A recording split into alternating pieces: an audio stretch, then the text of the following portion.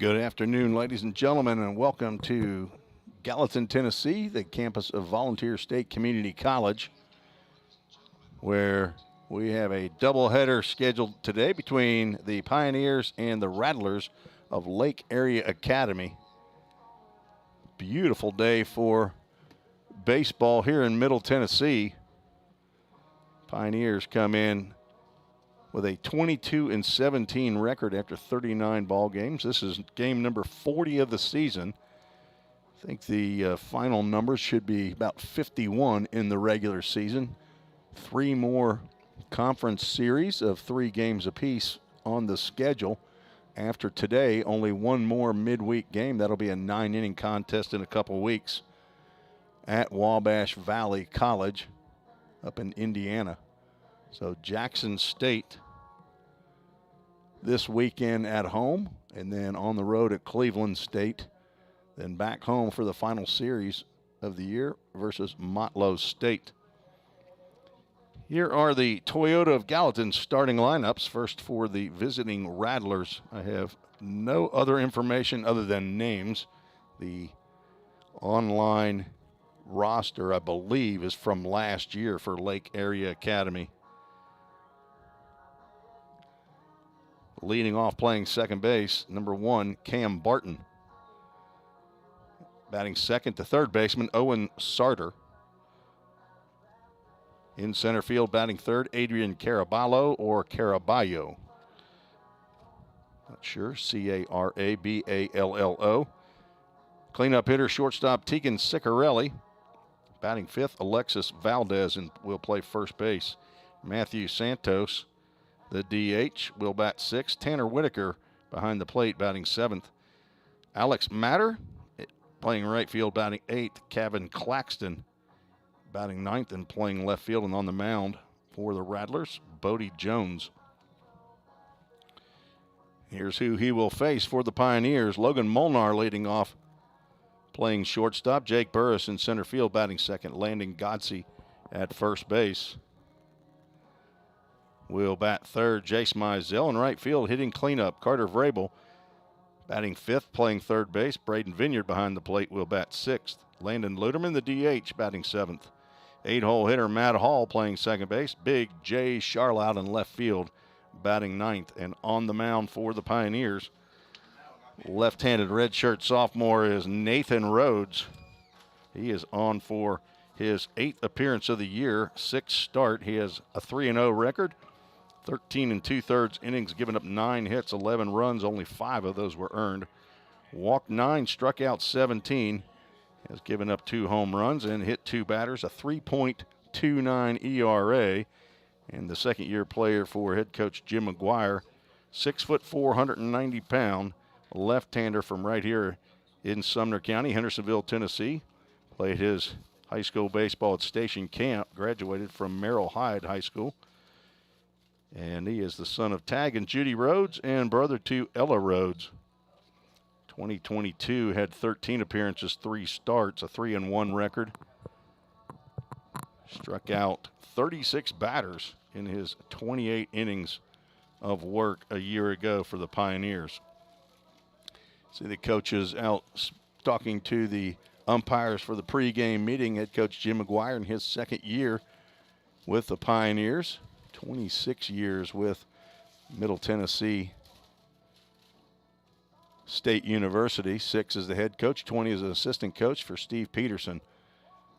Head coach for the Rattlers, according to the online roster, I believe is still correct, Bryce Wills, W-I-L-Z. Not sure who the assistant coach is, but he looks familiar, and I think he might have coached in the Ohio Valley League, and I'm recalling that it might have been with the Muhlenberg County Stallions. The Ohio Valley League is a summer collegiate woodbat league that consists of 9 teams in Kentucky, and now this year 2 teams in Tennessee and 1 team in Indiana. The Pioneers getting ready to take the field. We are broadcasting on YouTube on the Vol State Sports Network and Vol State Baseball Twitter page, and on 88.5 WVCP today. Thanks to Stanley Carr back in the studio, getting us up and running for radio for the doubleheader today. I'd like to thank our sponsors for Vol State Baseball, MGM Industries, for the custom windows here in the remodeled press box, along with Right Rug Flooring for our new carpeting. My lovely wife, Susan Reese, for her supervision and work as the head painter inside on this wooden paneling that is in here.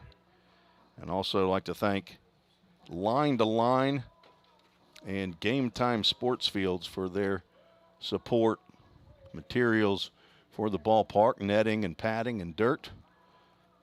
For Jersey Mike's, they will sponsor our first sub of the game, and Full Count Ministries. It is time for the national anthem.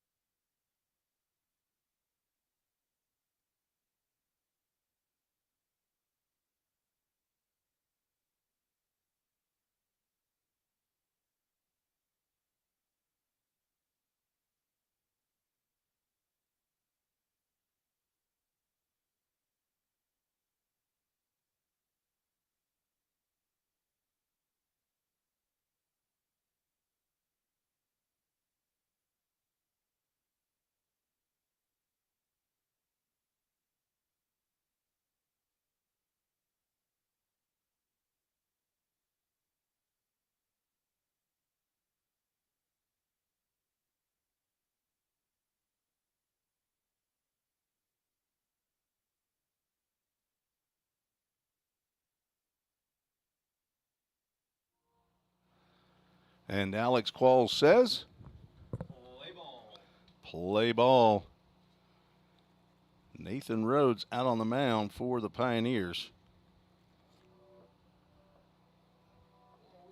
He will face Cam Barton, Owen Sarter, and Adrian Caraballo. Caraballo. If you want to go to the Hispanic or Spanish pronunciation, Caraballo playing center field. Pioneers are number one in ERA in the TCCAA, 4.26 team ERA. Dyersburg State comes in second at 4.65, and then Walter State, the number one team in the country, 4.74. Pioneers are sixth in the conference in batting average at 269. If you weren't with us this past weekend, on Friday in the 9-inning game, Pioneers won that game 10-9. I'm sorry, 6-5. Lost game one of the doubleheader on Saturday 10-9, but those 6 runs were all via a solo home run by 5 different players. Jace Mizell hit the first 2 in the contest, one in the 4th inning, one in the 7th. Both of those tied the game. And Carter Vrabel and Ethan Huddleston followed Mizell's second solo home run as back-to-back-to-back home runs to give the Pioneers a 4-2 lead. And then in the 8th inning with 1 out, Logan Molnar and Jake Burris went back-to-back with solo shots. Jake Burris' home run was the eventual game winner as the Salukis of Southwest Tennessee scored 3 runs in the bottom of the 8th to get within 1, but Chase Birdwell retired 3 of the 4 batters he faced in the 9th. Got a 4-6-3 double play, and we are ready to go here on Tuesday, April the 11th, right at 1 o'clock. First pitch from Rhodes is upstairs for ball 1, and we are underway. Game time temperature, 72 degrees. Called strike to Cam Barton.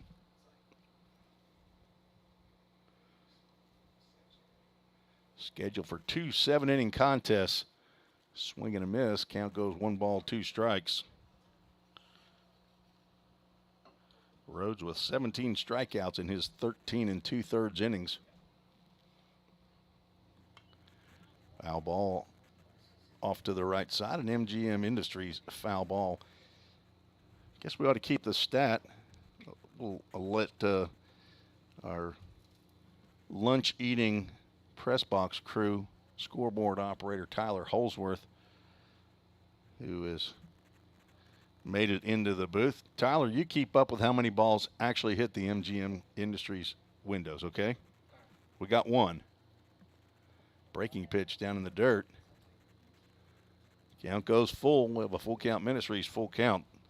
Alex Qualls on the public address microphone and the running the tunes. Tyler Holsworth running the Toyota of Gallatin scoreboard. 3-2 pitches high. Rhodes walks the first batter.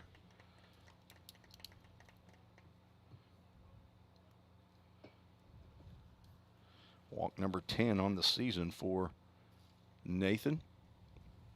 Brings it to plate number 7, the third baseman, Owen Sartor, Sartor. Throw over to first base on a step off. Barton back in time.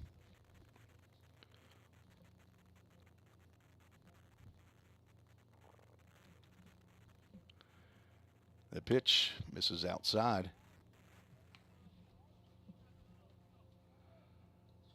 Sparse crowd here today. That must mean that there's a lot more folks that are listening on the Vol State Sports Network on YouTube and Twitter.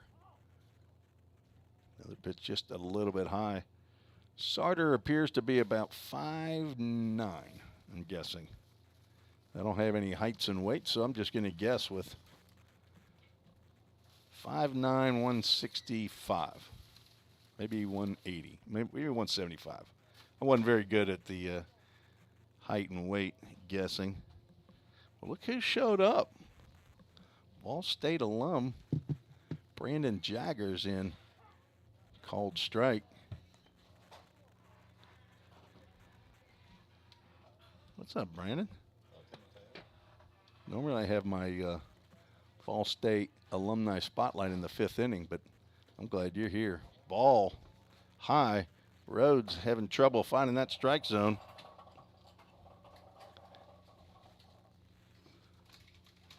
That's the only high chair we got. Another step off and hit the wrong button. He's back safe. 3 balls and a strike, no outs, 1 on. Just getting started here in the top of the 1st inning. Ball 4, and Rhodes has walked the first 2 batters he's faced.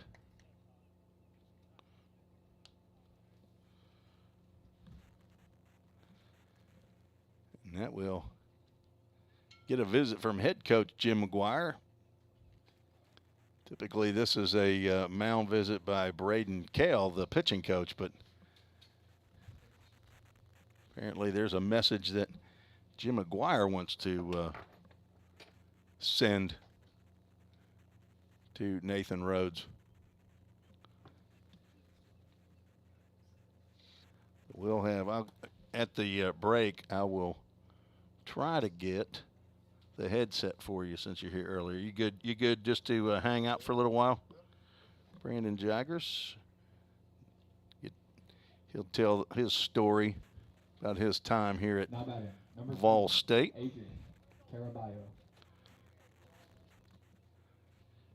Adrian Caraballo, the center fielder, steps in. 2 on, nobody out. Fastball misses outside. So Zach Williams, that's 0 for 1 here today on mound visit, and a strike afterwards. Don't have any background information on any of these players. There's a breaking pitch that misses inside. Caraballo has to step back away from that one. Cam Barton led off with a walk. Owen Sartor followed with a walk. Nathan Rhodes, right out of high school, was committed and went to Motlow State. Throw down to first base, and they got a runner at first base picked off. Pitch was called a ball. Braden Vineyard erases one runner on a pickoff. It's, I believe, at least his second pickoff of the year, according to unofficial statistics that I have kept. And now runners on second base. And except for that ball four. Now 3 walks in the inning. Tegan Ciccarelli steps in. He's a shortstop and the cleanup hitter for the Rattlers of Lake Area Academy from Calvert City, Kentucky. You're heading from Middle Tennessee up to Paducah, Kentucky, the home of Braden Vineyard, today's Game 1 catcher. Then Calvert City would be just to your north of I-24 as you're heading west. There's a fastball in the inside corner, called strike. Nathan Rhodes is a ground ball away from getting out of the inning here in the top of the first. No idea if I'm pronouncing this young man's name correctly. It was a cross-up. Pitch was called a strike, but Braden Vineyard was not expecting that breaking pitch. Runner at second base.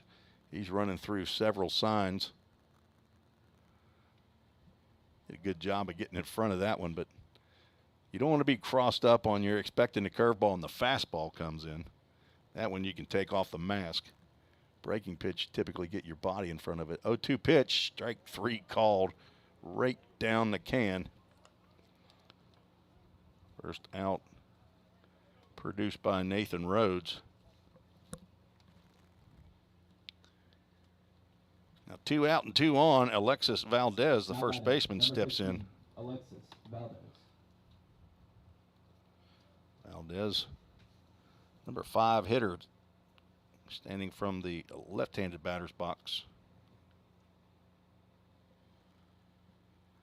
1 step off allotted per batter. Nathan Rhodes has used his for Valdez's at-bat. 2 outs, 2 on. Pitch right down the can. Young man throws it hard. Sometimes just has a little trouble finding the zone.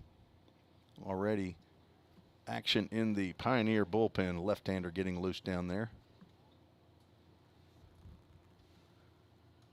The 0-1 breaking pitch swung on and missed. Big sweeper there that Valdez didn't have a prayer on. Ended up being way out of the strike zone.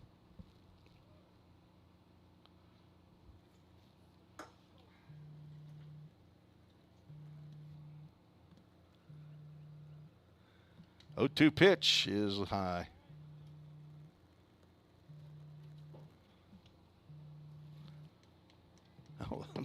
I'm hearing a hum and I'm thinking, where's that coming from?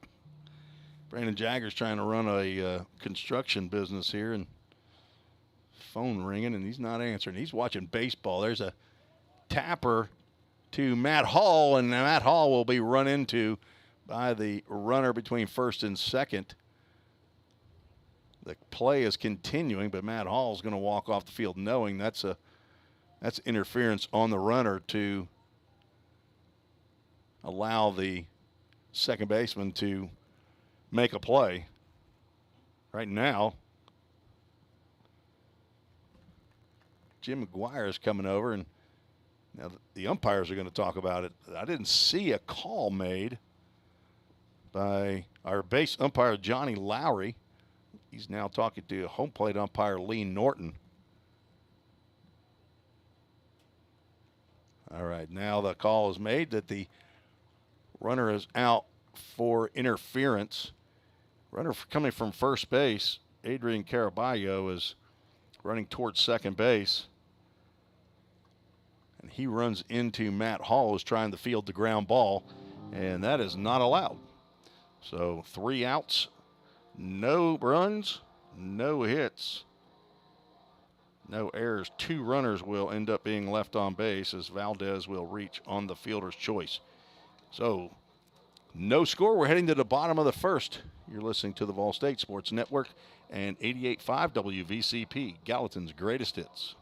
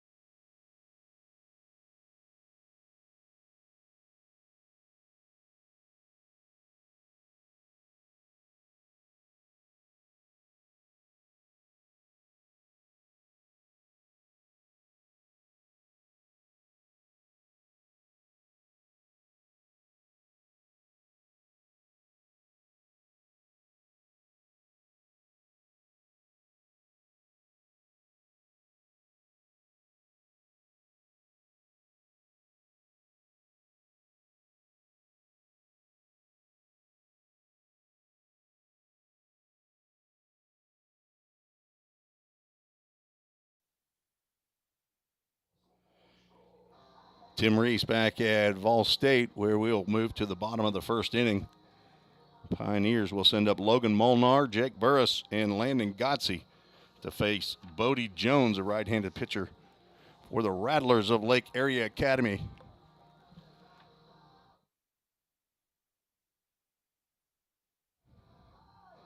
Lake Area Academy is a post-grad academy that these young men have finished high school a year ago and taken a gap year before starting their college career. They are hoping to be recruited by various colleges, junior colleges, 4-year colleges as well. Logan Molnar will lead off here in the bottom of the first inning.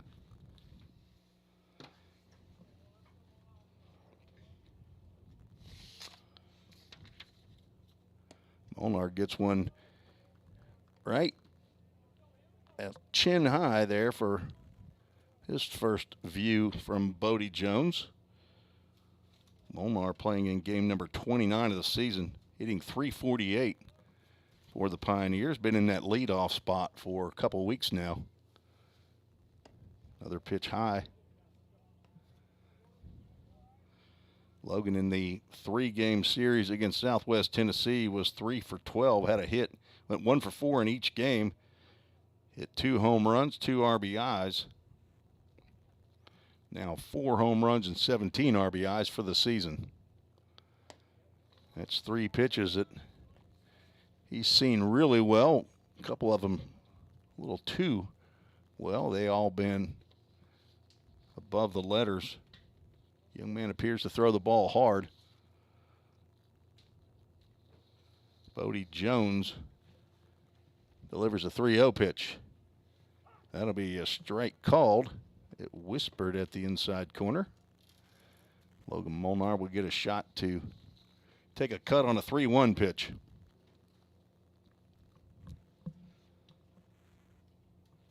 On deck, Jake Burris.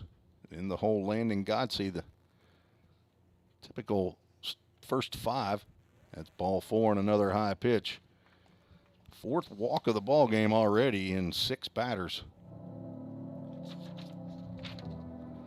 Jake Burris, the center fielder, the pride of Grove City, Ohio, steps in. Number 14, Jake Burris was 3 for 10 against the Salukis, had a double and a home run. He was one of the 5 guys that hit solo shots in the first game of the series against the Salukis.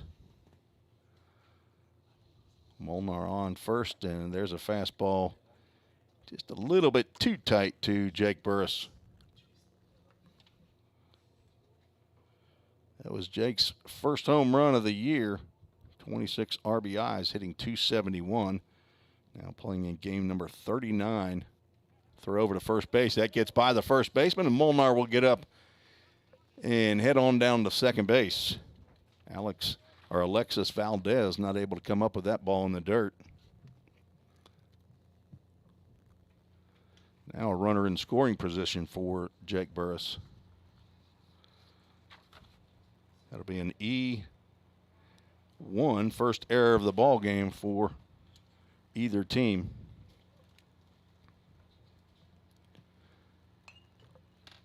Foul ball off to the right side. MGM Industries foul ball. Brandon Jaggers, you know Joe Gaskins. These windows are MGM Industries custom-made windows. Catcher Tanner Whitaker goes out to talk to Bodie Jones.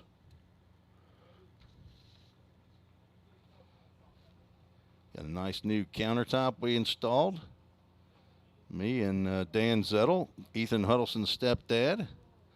This right here was painted. The trim here was on the countertop, painted by my lovely wife, Susan Reese. 1-1 to Burris. Bodie Jones, set position. Molnar get a big hop and then ends up going back. Breaking pitch, it pops out of the glove. Safe call. Logan Molnar comes up hobbled. And he is not happy. I think he is feeling like he's injured pretty significantly as he's pounding the base. Might have jammed that left elbow. He takes third base on the pass ball. The breaking pitch that went very high and then popped out of Whitaker's glove. All-world trainer Justin McKinney out there to check on Molnar, along with head coach Jim McGuire as the third base coach.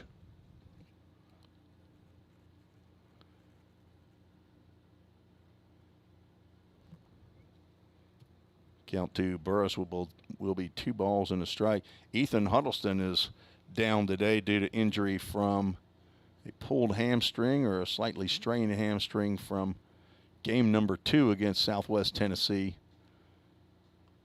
So if Molnar has to come out of the game,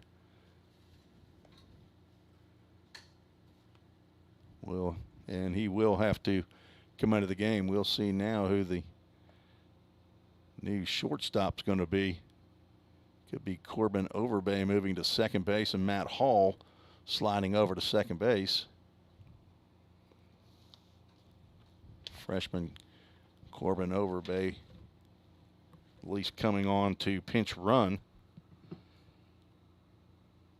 And I would assume he'll stay in the ball game. Logan Molnar will be taken down. So Corbin Overbay, freshman from Sevier County, Sevierville, Tennessee. 5'9", 165-pound freshman. Sevier County High School, the son of Drew and Heather Overbay, the brother of Jensen, and the grandson of Mamaw in Sevierville, Tennessee. Getting in game number 4 of the season. Jake Burris looks at an inside fastball as we are back to action here. 3 balls and a strike.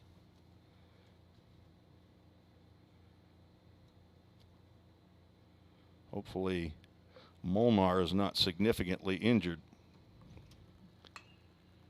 Fly ball out to right center field. Adrian Caraballo will make the catch for out number 1, and that will be a sacrifice fly RBI for Jake Burris as he drives one deep to right center field. Overbay comes in to score the Framework Athletics first run of the game. Thanks to Framework Athletics for their use of their facility for both men's softball or men's baseball and women's softball here at Volunteer State. Let's get that Framework Athletics first run of the game up on the board. Pioneers take a 1-0 lead after just 2 batters. Landon Godsey will bat with the bases empty, 1 in and 1 out. Another high pitch, apparently a strike at the letters.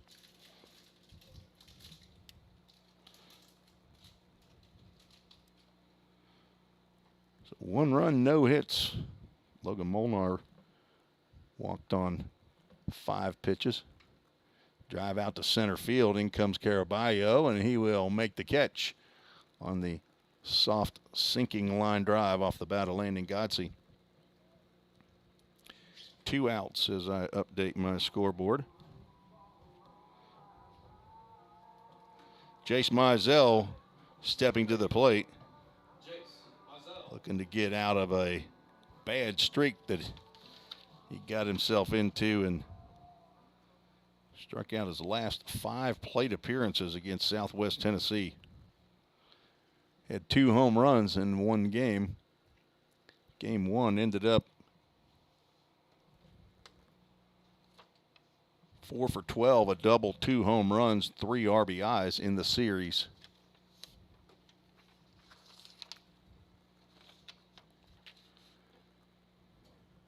Two balls, no strikes to the right fielder for the Pioneers, hitting .333 on the season, 10 home runs, which leads the squad. 36 RBIs also leads the squad. 11 doubles, tied with Landon Godsey. 3 balls, no strikes. .667 slugging percentage. Even has 10 stolen bases. You can't stop this guy from headed to Trevecca Nazarene. There's a 3-0 pitch on the inside corner. Mizell will be looking for a pitch to drive here in a 3-1 count.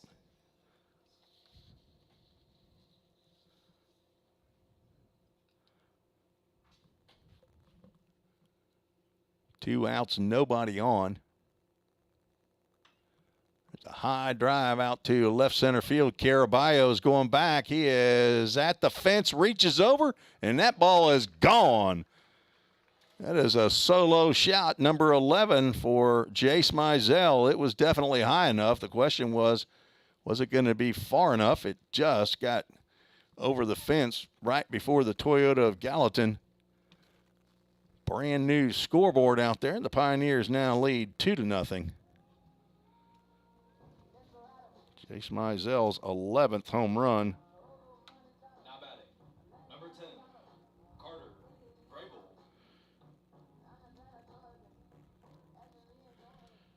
Carter Vrabel steps in with 2 out and 2 in. That's the first hit of the ball game for either club. Vrabel goes down to a knee to take a hack at that breaking pitch.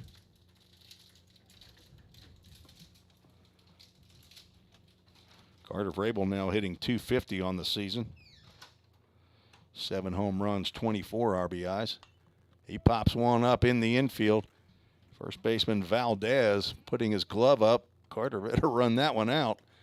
Valdez looked like he had struggle eyeballing that one, but he makes the catch for out number 3. Pioneers put 2 on the board. A walk, an error, pass ball, and a sacrifice fly drove in Framework Athletics' first run of the game. And then a solo home run by Jace Mizell out to the Toyota of Gallatin scoreboard gives the Pioneers a 2-0 lead. You're watching and listening on the Vol State Sports Network and 88.5 WVCP.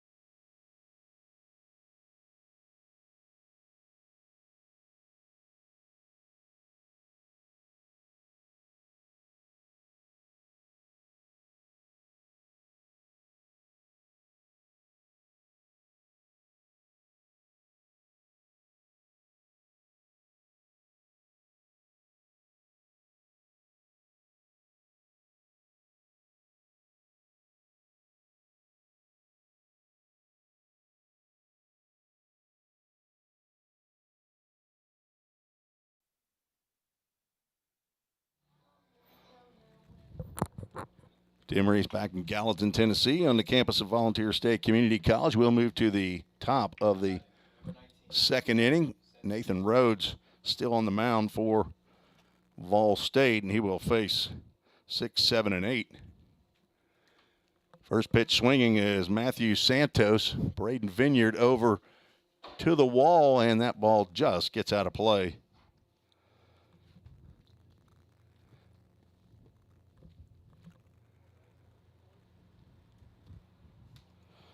Santos, the DH, hitting from the right side.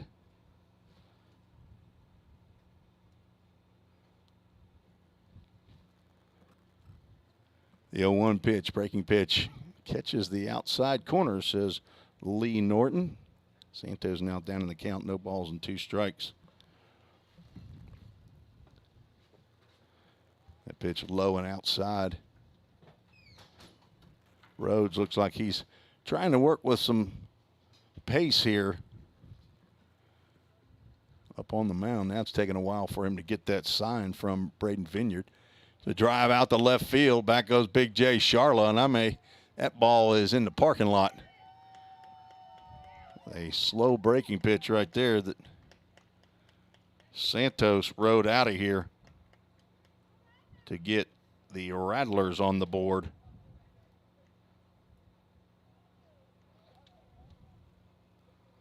First hit for Lake Area Academy, and it's a big fly. Well, let's see if this microphone will work now. I've got Brandon Jaggers here with me, Vol State alum. Brandon, can you hear me? I can hear you, Tim. Okay, we're going to see if we can hear you as well. Try to turn our volume up, and Stanley back in the control room. You let me know if we need to do anything with our volume here, but right now I'm about as high as I can get, I believe. So going to have Brandon alongside, as we normally do this in the 5th inning, but Brandon's a longtime friend, and he's taken time away from his construction business to be with us today on a midweek game, and so we'll have a conversation. Let's see what the umpire says. I got a ball and 2 strikes. You got 2-2 on the board. Feel pretty good about that, Alex Qualls? Okay, well, it doesn't matter. There's a high chopper to Landon Godsey down at first base for out number 1. Tanner Whitaker, the catcher, who grounds out 3 unassisted. Brandon Jaggers, tell us a little bit about yourself and start at the very beginning. Well, start at the very beginning. I was born to a man that I can't quite say it like you do, Tim. There's a drive out to right field. Jace Mizell makes a running catch toward the outfield wall to take an extra base hit away from right fielder Alex Matter. Nice play by Jace Mizell. So you, like me, were born at a very young age to parents you hardly knew. Yep, that is correct. Okay. That is correct. Thank you for finishing that for me. Let's put your microphone a little bit closer to your face. Okay. Get this thing adjusted where people can hear. There we go. Let me turn you down a little bit, Stanley says. They will check with the base umpire on that check swing, and he says he went. We had to do a little mic check, and now no balls and 2 strikes to the 9-hole hitter, Kevin Claxton, left fielder. His pace has picked up a whole lot better since from the first inning, and he's moving a little bit quicker. And he gets a strike 3 called there for out number 3. That's his second strikeout, both by the backwards K variety. We'll keep it right here through the break as Pioneers now lead 2-1 after 1.5 innings. Brandon Jaggers, a Vol State alum. What years did you play here, Brandon?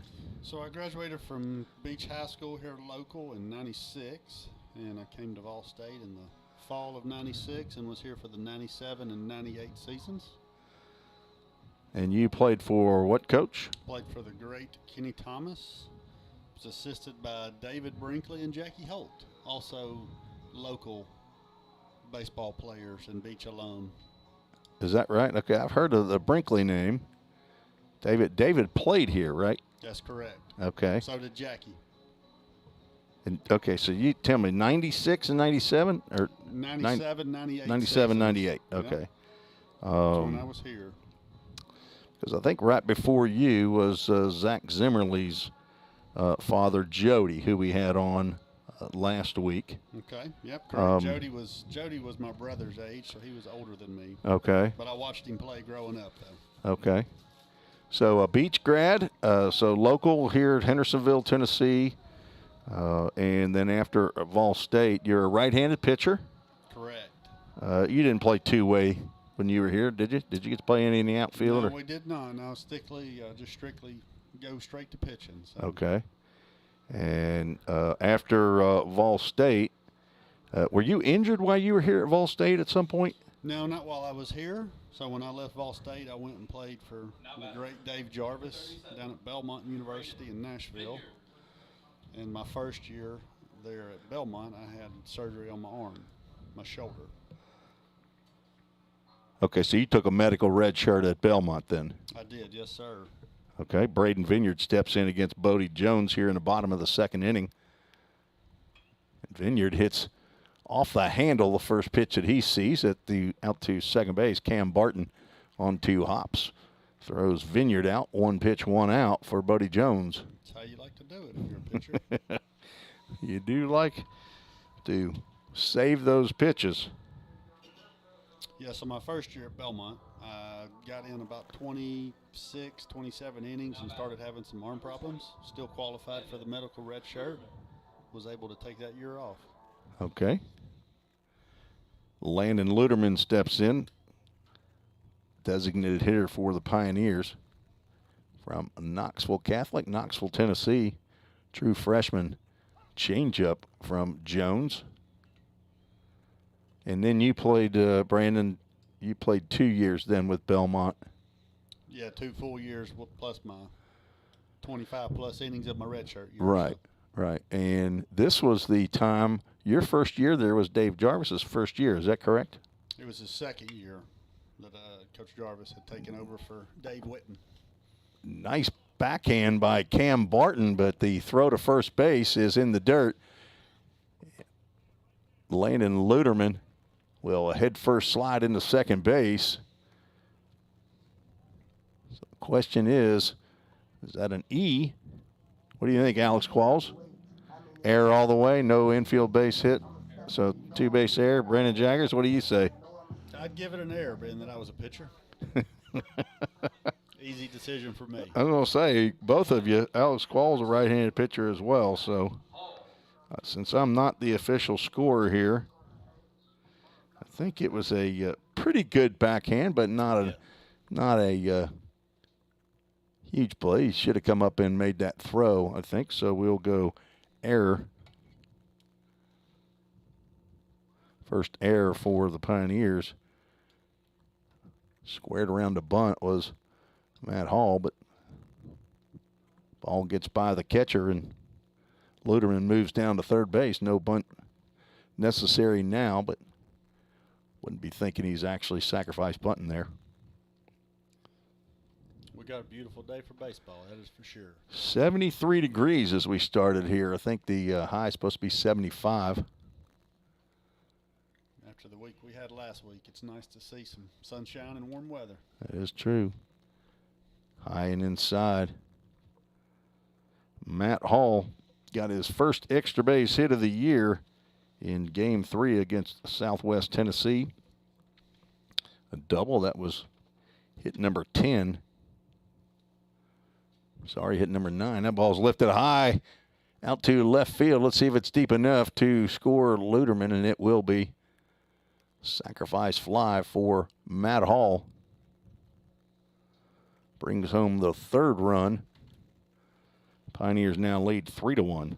That's 2 sac flies here in the first 2 innings. It's good veteran baseball being played. Get on base, move them to third, Now batting. sac Number fly, hit them 35. in. Jay Charlotte. Get him on, get him over, get him in. Big Jay Charlotte steps up to the plate with nobody on, 2 out. First pitch misses. Charlotte was 1 for 1 in his 3 at-bats in game 3. 12-5 loss. He also had a sacrifice fly, walked and scored a run. Not sure where that pitch missed, but 2-0 to the Murfreesboro Riverdale product. Big J Charlotte played at one of these post-grads right after high school. Played at Brett Carroll Academy. Looks at a pitch on the outside corner for called strike. And then came to Vol State last year and is getting quite a bit of playing time now in left field. Hello to his mother, DeLynn, who is an educator in Murfreesboro. Pops that one up into left field. Kevin Claxton over. He'll make the second catch in the inning that he's made. For out number 3, Pioneers scratch for a run on no hits. There was 1 error. And nobody left on base. After 2 complete, we're 3-1. We're scheduled for 7 innings. We'll take a break. Be right back. Have more conversation with Brandon Jaggers and more Pioneer baseball on Vol State Sports Network and 88.5 WVCP.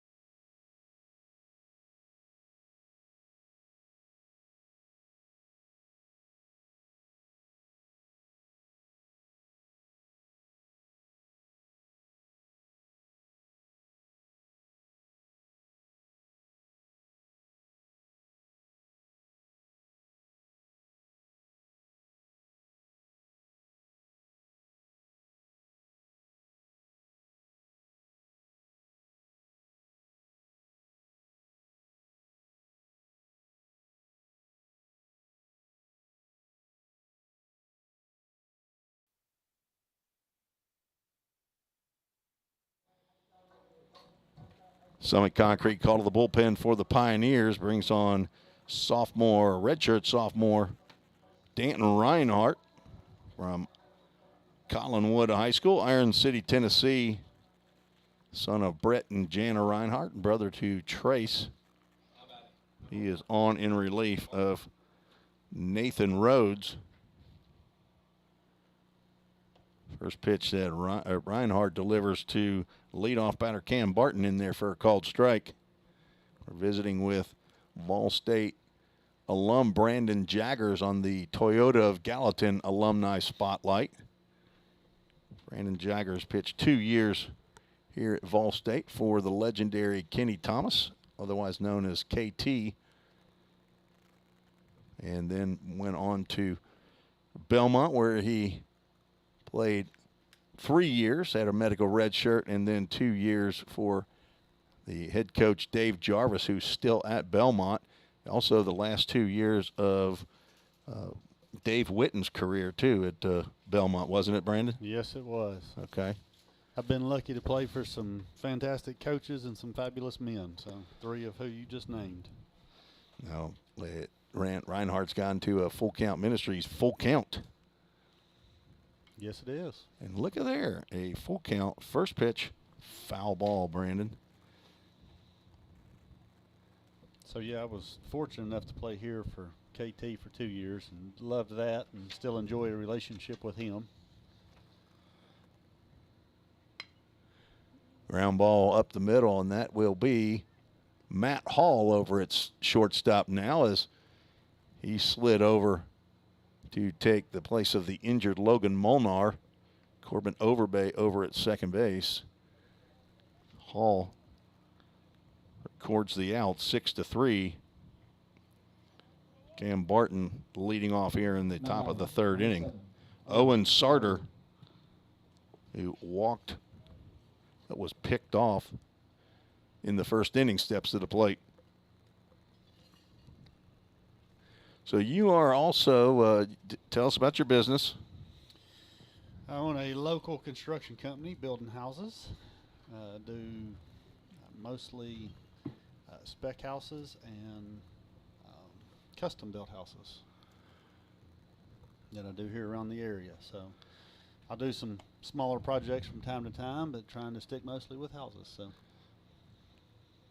enjoy, gives me a lot of freedom and flexibility to come up here and sit with you today and enjoy some baseball, and get to spend a lot of time with Full Count Ministries, traveling and doing a lot of mission work and working with our local high school kids and our Full Count Rhythm College Summer League team that we have. So there's definitely some good benefits to being self-employed. And or retired. Ball 4 to Sarter on 4 pitches. That ball got away from Braden Vineyard, and he's looking at his glove. All the while, Sarter just strolling down to first base, but it's a live ball, and Adrian Caraballo, who was on deck, goes ahead and picks the ball up, hands it to Braden Vineyard. So that deadens the ball at that point. Swing and another pitch that gets away from Braden Vineyard. Ball's got a lot of run on it now. Yeah, it does. Getting away from him. Strike on the batter, and I got a pass ball in my book. Yeah, so as far as my college career goes, I was, again, fortunate to play here at Vol State, growing up locally and watching the program and the success that it had, and also knowing Coach Thomas from before that through some mutual friends. And just really enjoyed my 2 years up here. Got a lot of memories and a lot of good stories I tell from my days here at Vol State when I was here. And was Bobby Hudson the athletic director at that time that you remember? Or?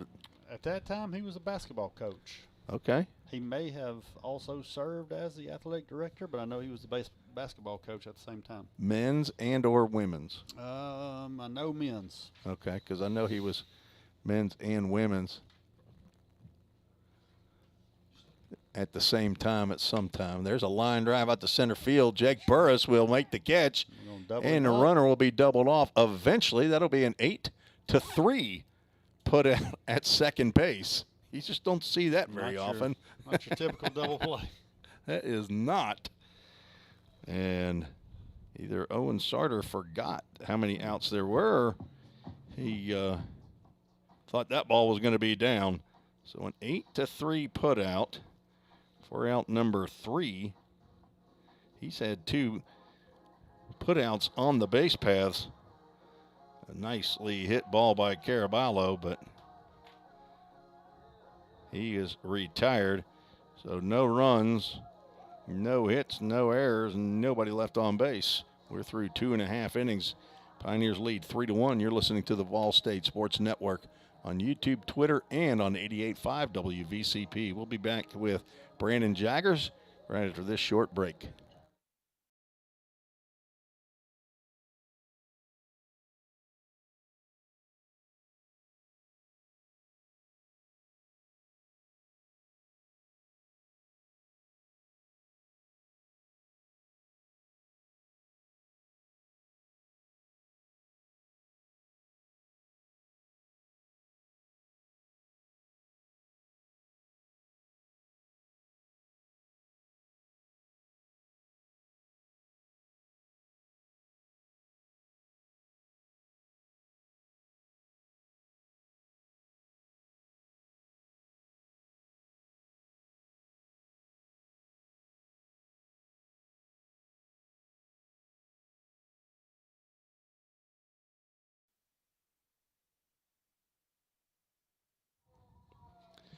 Tim Reese along with Vol State alum Brandon Jaggers back at Vol State for today's game 1 of the doubleheader against Lake Area Academy. And Corbin Overbay will get his first at-bat of the ball game. He was the Jersey Mike's first sub of the game in the bottom of the first inning. Fouls that one down the third base line. Overbay does not have an official at-bat. He has one at-bat this year, and he walked. Has scored a run. Fouls the first 2 pitches he sees. So Brandon Jaggers with us on the Toyota of Gallatin Alumni Spotlight. He's spending a couple innings with us here today before he has other duties that he has to tend to as the owner of Brandon Jaggers Construction. Brandon, tell us, the people have heard about Full Count Ministries. You were there at the almost the very beginning. Tell us a little bit about your time as getting Full Count Ministries started. Well, I was actually I was fortunate enough to be there when it started. So I have. You were on the very first backpacking trip. Is that correct? I have been around since it birthed. Well, okay. the first backpacking trip was actually just Nathan Davenport. Okay.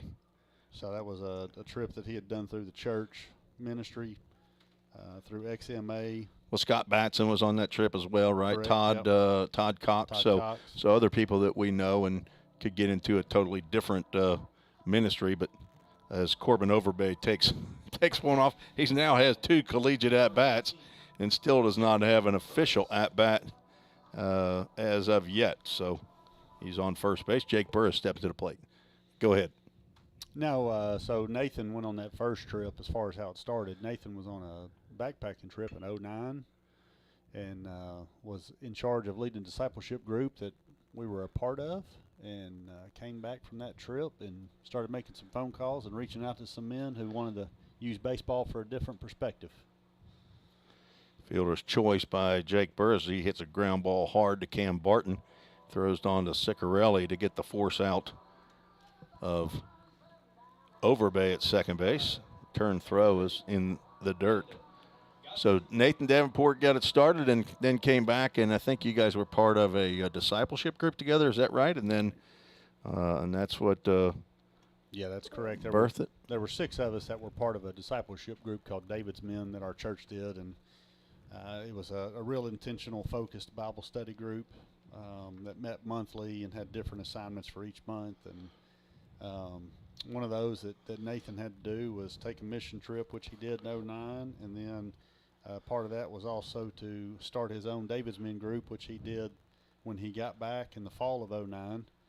And those 6 guys that we were together went through the first year, came out of that first year, took a mission trip to Nicaragua, not having any clue what we were doing other than going over to play baseball and share Jesus with people, and came back and turned into what it is today. High fly ball to deep right center field. This has got a chance, and this is gone. Landon Gotze has just gone big fly for his 4th home run of the year. A 2-run shot to right center field, almost to the Framework Athletics outfield sign, which is right next to the Full Count Ministries outfield sign in right center field. Landon Gotze will go back and retouch home plate just to make sure. Pioneers now lead 5-1. 2 hits for the Pioneers so far in this game, 5 runs, but the 2 hits are big flies. A home run by this young man, Jace Mizell, stepping to the plate. He hit a solo shot in the first. Breaking pitch catches the outside corner. So Landon Gotze going opposite way.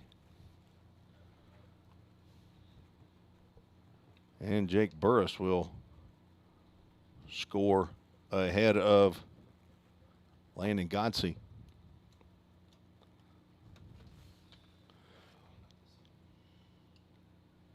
Count goes 1 ball, 1 strike. to Jace Mizell with 1 out. On deck, Carter Vrabel. So that the first year that we got full count going, we What year was that? That was in 2010. We decided to start having just 4 discipleship groups with local high schools, just because of connections that we had with that, and take the first mission trip that had 13 guys down to Nicaragua just to play baseball and see what happened. Felt like that trip in itself was, I don't want to say a failure, but we didn't feel like there was much accomplished until the end of the week, which our missionary partner, now one of our staff members and key components to full count, Alex Montiel, came up and talked about what a difference the week had made and how the men had responded. So that encouraged us a little bit to come back home and continue thinking more about it. Well, Full Count Ministries, full count to Jace Mizell.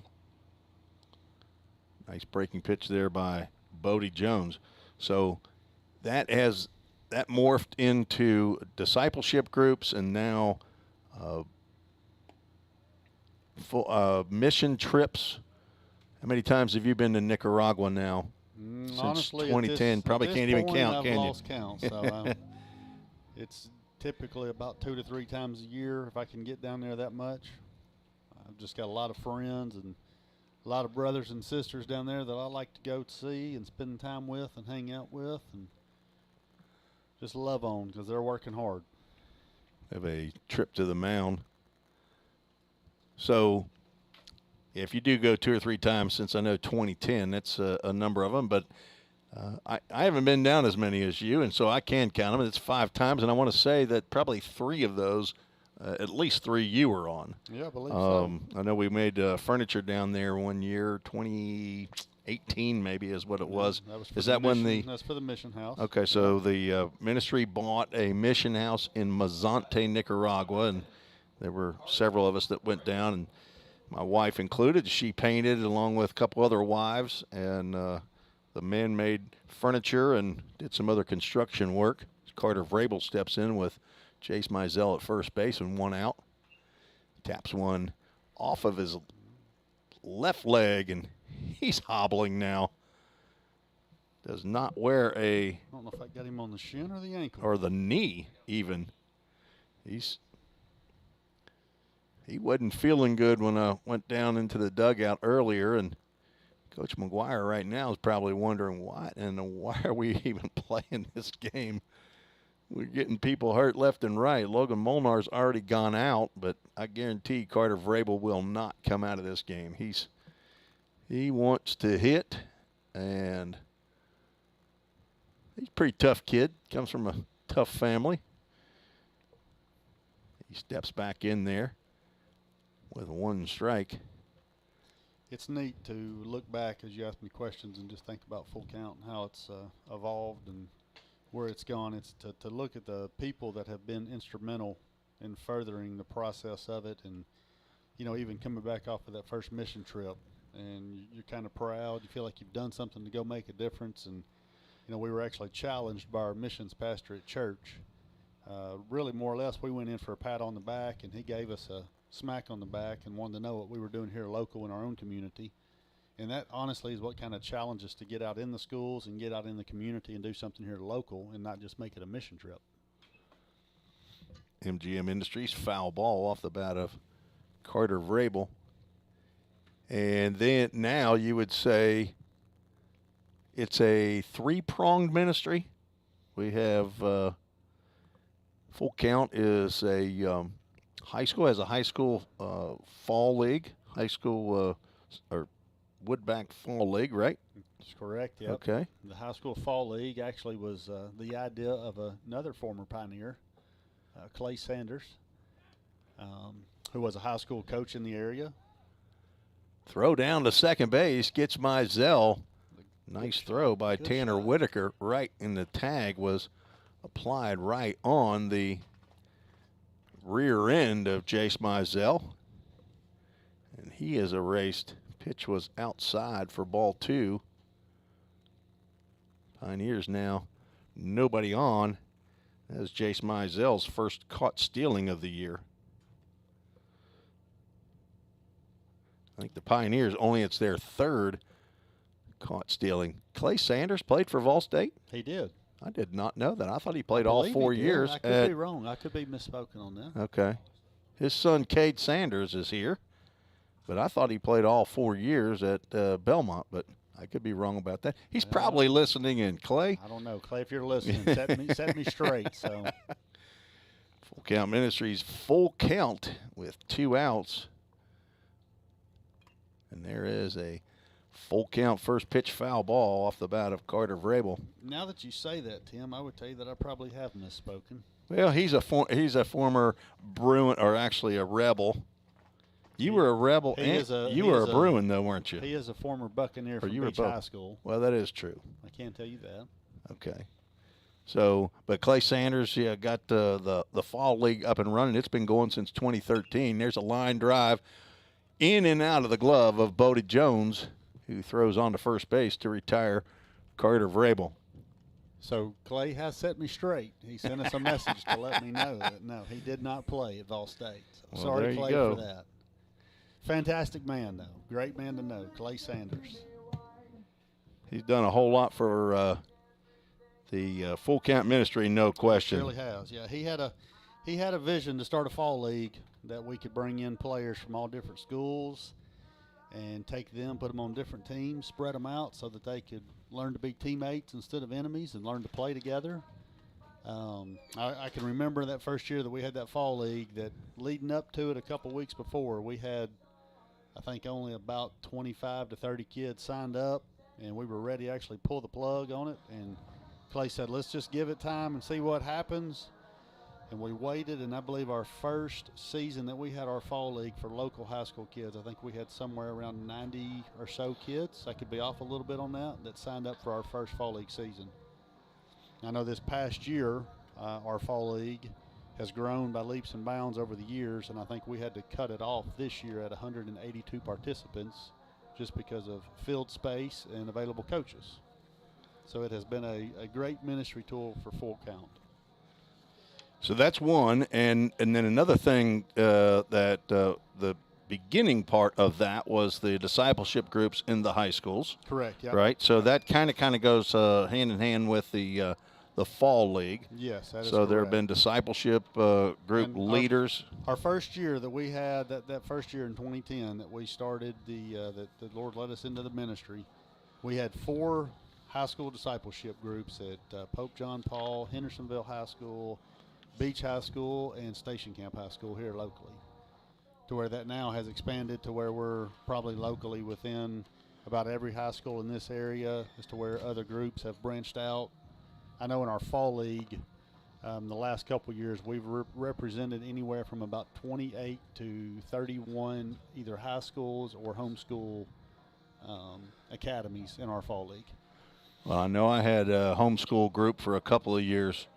We met at various places around the Middle Tennessee area. New pitcher on for Vol State, Noah Ward, a Summit Concrete call to the bullpen, 6'2", 200-pound freshman. Also a post-grad alumni from Brett Carroll Academy. And he's from Knoxville, Tennessee, and the son of Melissa Ward and brother to Abram and Sophie Bell. He is on in relief of Danton Reinhardt, who went 1 inning, walked 1, did not give up a hit or a run. Ward's first pitch misses low and inside. We're visiting with Brandon Jaggers, 1997, 1998, alumni of Vol State baseball. Moved on to Belmont. It was college when you went, but then finished university. Is that right? No, my first year was when it had transferred to D1 University. In 1998. That's okay. It just transitioned. A lot going on there as you were part of that. Great program to be associated with, that is for sure. I totally agree with that. MGM Industries foul ball off the bat of Tegan Ciccarelli. Cleanup hitter, shortstop, who struck out looking in his first at-bat. Brings us to a Full Count Ministries full count. You know, speaking of Belmont and full count, one of the very exciting things we've been working on for several years now is that in August of this year, we actually will have Belmont University baseball team down in Nicaragua with us to go down and play baseball and minister through the game. So we have been working on that now, Coach Jarvis and I, for probably about 5 years trying to make that happen, and we finally have the stars have aligned and everything is worked out. That will be exciting. I know I'm going to try to make that trip as Alexis Valdez steps in after Ciccarelli strikes out on the 3-2 pitch. First pitch to Valdez is down low.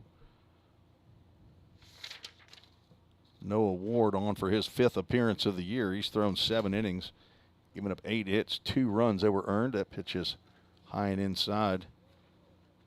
Walked 3, struck out 7, a 2.57 ERA for the freshman right-hander. So the mission trips and discipleship groups, the pitch catches the corner, and the full count fall league, that's a high school. But then there's also something new under the Full Count Ministries umbrella. You spoke about that a little bit earlier, the full count rhythm. Tell us a little bit about that. Yeah, so the rhythm is, it's been a vision from our baseball coordinator, Josh Carmen, for several years that he and I have kind of met behind closed doors, and he shared the vision that he's wanted to try to get full count into the college game. And so this will be our 3rd season in the upcoming Ohio Valley League, the full count rhythm. That will, how about it? Number 19. We'll have 35 college men for June and July to play baseball, and again, just share with and minister with and try to love on. Swing and a miss by Matthew Santos, who rode one out of here in the 2nd inning off of Nathan Rhodes. Valdez grounded out to Godsey unassisted. 2 outs and nobody on. There's a pitch off the end of the bat, and Santos is now 2 for 2. Gets one right in front of Big J Charla. So both squads now with 2 hits apiece.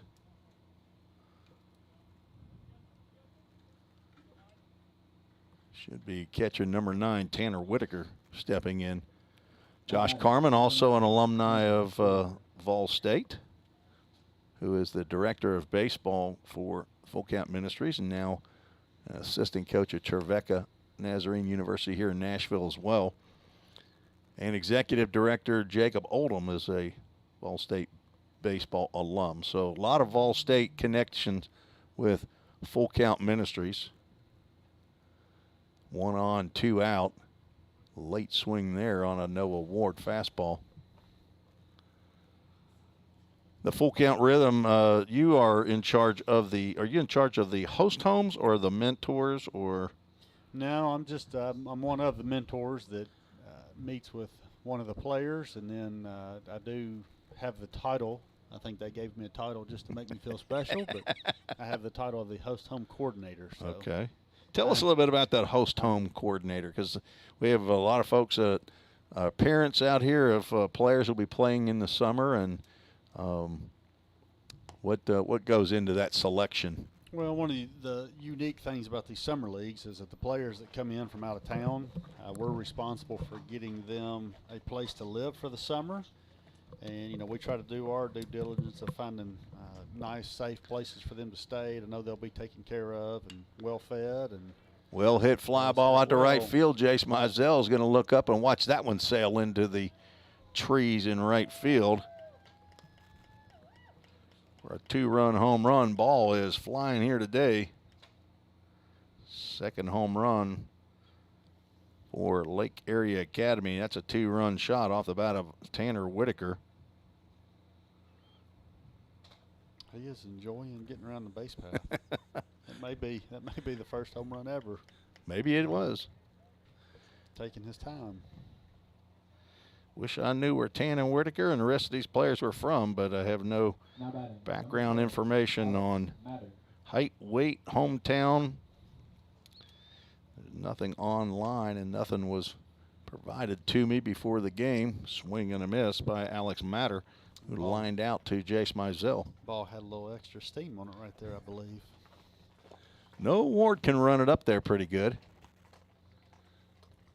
So yeah, the host homes is just a part of what we do as the program of trying to take care of the players for the summer and just make sure that they have good places to stay and that they're taken care of. We know that was something that was really important. We were able to talk to some coaches prior to starting the rhythm just to fill out the importance of summer leagues and what to look for. And that was one of the things that was mentioned to us by multiple coaches, was having safe places to stay for their players.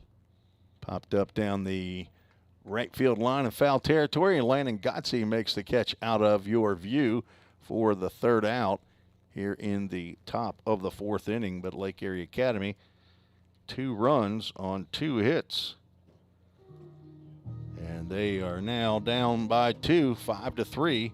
We'll take a quick break and be back with Brandon Jaggers, Vol State alum. After this short break, you're listening to the Vol State Sports Network and 88.5 WVCP.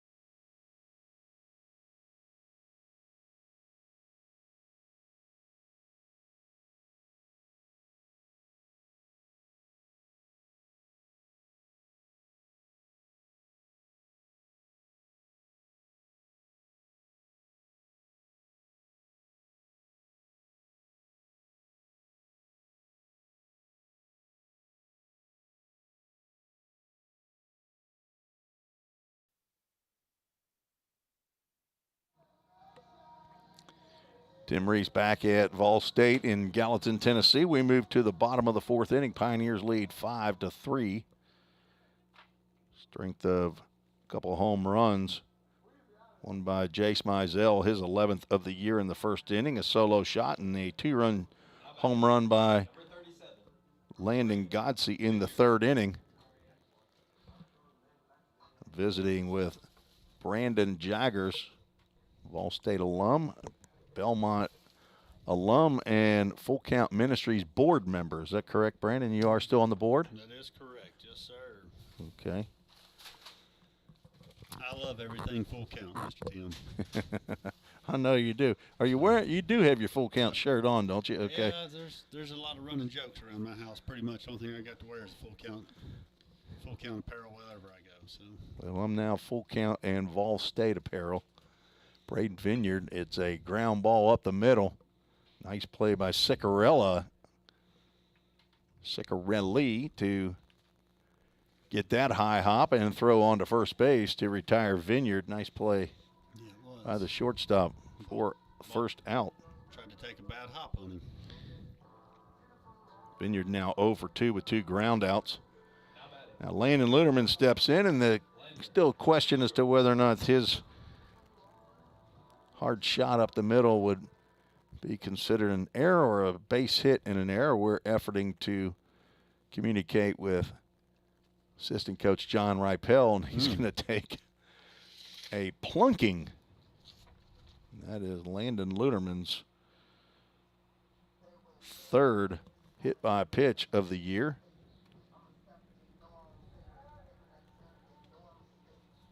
Now batting, number 2, Matt Hall. That is the second batter hit by Bodie Jones. This is still number 6 out on the mound, isn't it, Tyler? Check and make sure for me. Matt Hall stepping in. Now the shortstop. It's a fly ball out to shallow left center field. Caraballo will come over and make the catch for out. Sorry? Oh, we have a new pitcher, number 8, out on the mound.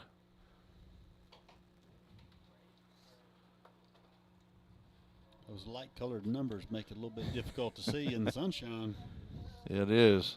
Let's see if we got if it is number 8, it's Tyler Knight. It does not look like it's still Bodie Jones out there. Big J Charlo steps in. He flew out to left field in his first at-bat. Sees a pitch go high.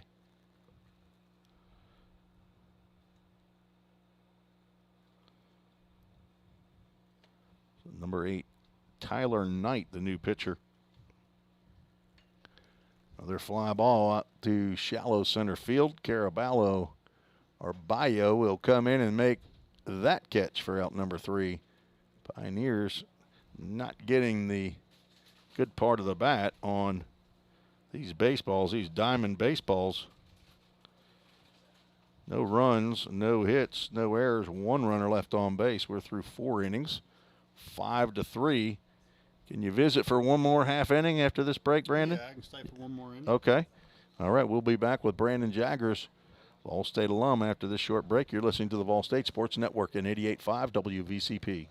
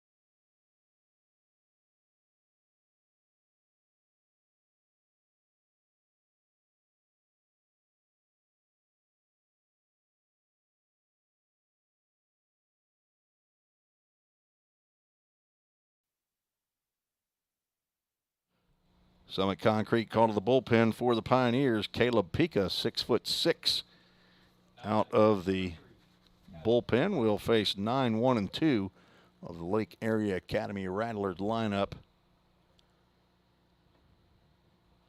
Claxton will square around a bunt and miss. Strike 1. So the official scorer will give a hit to Landon Luderman, then an error on the second baseman to get him to second base. 0-2 to Kevin Claxton. Brandon Jaggers here with me with the headset on. Has been with us for a couple innings talking Vol State baseball, and it is a ring up for strike 3. Down goes Claxton for the second time looking. First strikeout for Pica. 6'6" from Overton High School, true freshman. Pica wearing number 31 today. Wearing the home whites. MGM Industries, foul ball. All right, so Brandon, the Full Count Ministries is not a full-time position at all for you. It is full-time for a few folks, but it does take up a good bit of your time along with your family. Tell us what you've got 4 daughters. Tell me about the summer coming up and your 4 daughters, how they will take this time with the full count rhythm, all these college guys. Well, I don't know if you got enough time for me to get into talking about 4 girls, so it's a blessing. They keep me on my toes and make my hair turn gray, but it is definitely a blessing to have them 4 girls. So. Well, but they also love full count rhythm, don't they? They do. Yes, they do. They everywhere we go watch a baseball game and they see numbers, they recount rhythm players by the number. So they are big fans. Looking forward to. Very excited to hear that we have several returning players for the rhythm this summer that they can come out and support and watch. And several of the players from last year's team will just text with my daughters occasionally, and they'll send them messages just to say hi or check up on them. So they definitely have gotten involved and have grown a love for baseball, watching some college baseball players. Well, tell us the makeup of your family. So unfortunately, I think that's part of growing up and more interest in. These aren't 3-year-old girls. No, not anymore. Now they have grown up. So now we've got. So my wife Brooke is also a local girl, graduated from Beach High School, and we have 2 biological daughters. One that's 14 and one that's 10. That's Ann Claire and Ava. Ann Claire and Ava. Ann Claire's the oldest, and then 3.5 years ago, October, Lord It's up in the dugout there, line drive it. Put it on our heart to reach out for adoption. So we have 2 daughters that we've adopted from Liberia, Africa. We have a 13-year-old Pauline, and we have a 10-year-old named Haja. So I have 4 girls between the ages of 14 and 10. You didn't get to pick the sex of those first 2 girls, but you did of number 3 and 4, and I was thinking you'd go for a couple boys, but you're a girl dad. Is that yes, ball's I'm lifted? Just a girl dad. So I don't know. We decided that we were going to go either way with boys or girls or brothers and sisters or however the Lord saw fit, and it ended up that we got two wonderful daughters out of it. So. Well, I saw your whole family on Sunday at Easter, and each one of the girls seemed very excited about the upcoming rhythm game. I asked Ann Claire about what she was going to do a little different this year. Last year she was a chocolate chip maker and would bring chocolate chip cookies to the ball game, bring some up to the press box for us broadcasters, myself and Zach Williams and the whole press box gang right there, and Mark McDaniel and Ken Stegall, and even young Micah Smithson, our scoreboard operator, would get in on some of those cookies. But I asked her how she was going to up her game, and she thought, well, maybe I'll make some brownies. And I said, that'd be good. She's definitely a servant-hearted, servant-minded young lady. So she loves to help people and serve people and do things to try to put a smile on somebody's face. So. Well, I've been involved with 2 years now with Full Count Rhythm as a broadcaster, and I go to every game, home and away, and but the home games are very special with the connections that I've seen that these young players who come from all over the country really have made with not only their mentors but also just the fans that show up and the children of the mentors and those folks that are involved. It's great to see from the 3-year-olds like Dawson Sandell, who's now 4 or 5, and all the way up to the 14-year-olds and Ann Claire, and so it's great to see those connections that those young men make, and I think we do have 3 or 4 guys coming back for year number 3 with the Full Count Rhythm. No, we actually have several more than that. So, is that right? Yeah, our latest count is I think we have 11 returning players. Oh my gosh, that for year number 3? No, I'm sorry. Corbin from last year's team. Okay. Corbin Overbay at the plate nearly gets plunked again. He was hit in his first plate appearance. He is the Jersey Mike's first sub of the game, came in for the injured Logan Molnar.